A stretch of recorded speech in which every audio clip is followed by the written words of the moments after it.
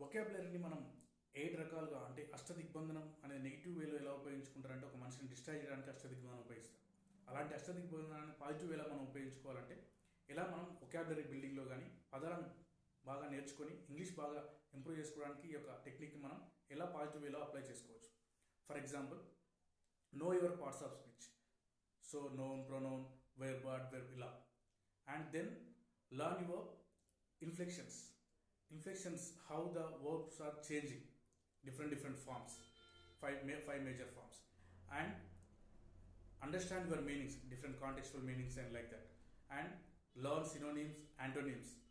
And learn collocations, how the words are collocated. And finally, then is Babrushtel, which is a group of words. It will explain in another short. So these are the 8 steps to learn the vocabulary.